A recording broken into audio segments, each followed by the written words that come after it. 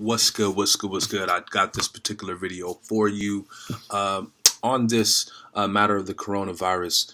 A lot of people are fearful. A lot of people are freaking out. A lot of people are um, closing down businesses because of what's going on. The NBA has canceled their season, their league because of the coronavirus.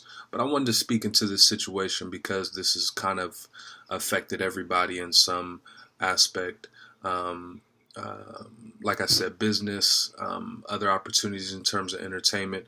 But the part that I want to touch on is more so the church. Should the church close because of the coronavirus? Honestly, I want to share my opinions on it. And I want to be careful as I engage with this conversation because I know a lot of pastors have been making their final decision on what they're going to do because of the virus and what is going on. So I definitely want to talk about that and shed some light on that. The first thing I would want to talk about with this coronavirus and everything happening and everything popping off, I think the first thing that I would say is that the coronavirus has definitely affected a lot of people. It's affected the way people think. It's affected the way people live right now. And I think the biggest thing is not the virus. I think the biggest thing is fear. And obviously, you want to be careful and proceed with caution. But a lot of people are acting like it's, The Walking Dead, like everybody that's coming into contact is about to get it and whatever. But I think when it comes to this specific topic in terms of the church, should the church close? In my opinion, I don't think that the church should close. Other pastors and different leaders can think differently on this issue, and we can learn to disagree to disagree. Disagree to disagree with it. Agree to disagree. And so I think that would be the biggest thing is understanding that. And knowing that, hey, even though I don't agree with you, this is still like a huge issue, a huge problem. And so I wanted to talk about this pertaining to this issue about the coronavirus. Um, uh, when we see the church in the scriptures, the New Testament specifically, obviously, we see that the church has experienced a lot of persecution. I'm even thinking about even studying when Timothy was having some type of like sickness, even in his stomach. That's why Paul was telling him to, drink wine for his infirmities and the things that he was, wrestling with in terms of his sickness and stuff like that. And even Paul having a thorn in his flesh. And then you see the persecution of the church in Acts. And so just because we serve Jesus doesn't mean that it's going to be pretty all the time. Actually, Jesus says that it will not be. And so that includes the coronavirus. And so I just wanted to, talk about that in the midst of fear and diseases, whatever it is, the church, we should not be, as the church, we should not be fearful. I love what A.W. Tozer says. He says, a world that is afraid or fearful is looking to a church that is fearless. And so I kind of paraphrased that one because I don't know it off the top of my head. But A.W. Tozer touched on that about a world being scared and wanting and looking to a church that is fearless. And we have an opportunity to really glorify God during this coronavirus even more.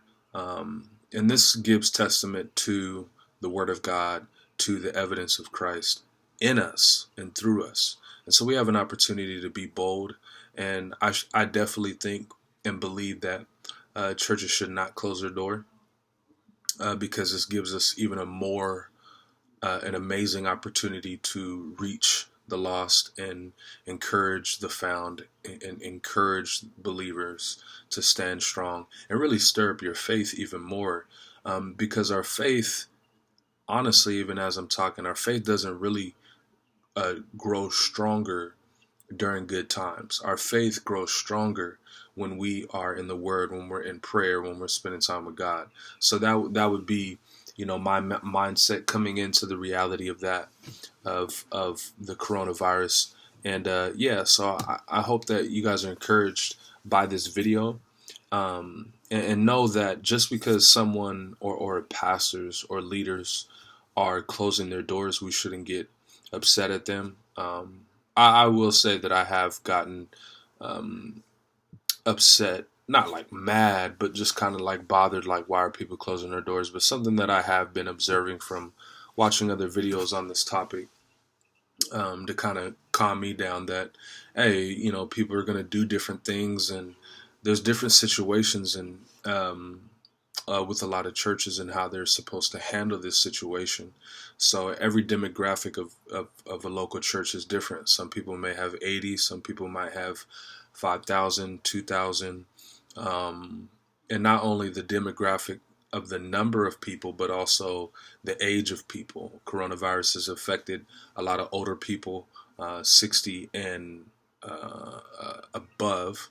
And so I just, was thinking about that, putting that in consideration. So there's a lot of factors that play into this when it comes to the coronavirus. So just because you disagree with somebody doesn't mean that you can't tolerate them, doesn't mean that you still can't love them and walk with them through this process of the coronavirus. And realizing that this is a serious matter. I do believe that we should still take care of our bodies. We should still eat right. We should still clean countertops and stuff like that. I do not have a habit of that, so I'm not gonna. I don't think I'm gonna do it, because I don't have a habit of doing that, of wiping computers and everything. And I'm not knocking anybody that is. I'm just saying that with me, I am not doing that. I just know thyself in the midst of what I'm talking about. But anyway, I think the huge part that I wanted to mention as well is that through this time, we should definitely be obviously seeking God and taking this opportunity. This will not be the last. The Word of God is constantly being fulfilled in terms of the prophetic scriptures, the prophecies being fulfilled. Hey, but what'd you say? I'm sorry, did you call Ashley? Yeah, I did. Okay. Did she call back? Mm-hmm. Okay. She just texted me back. Okay. Yeah. My bad. No, you're good. It's all good. It was my little sister. So anyway, I just wanted to share this video with you so you can understand where I'm coming from when it comes to the coronavirus. And be bold. Don't compromise. Continue to seek God and to make Him famous during this time. Be encouraged. And if this video has encouraged you in any other way, please share with other people. And I'll see you guys on my next video. In the meantime, deuces.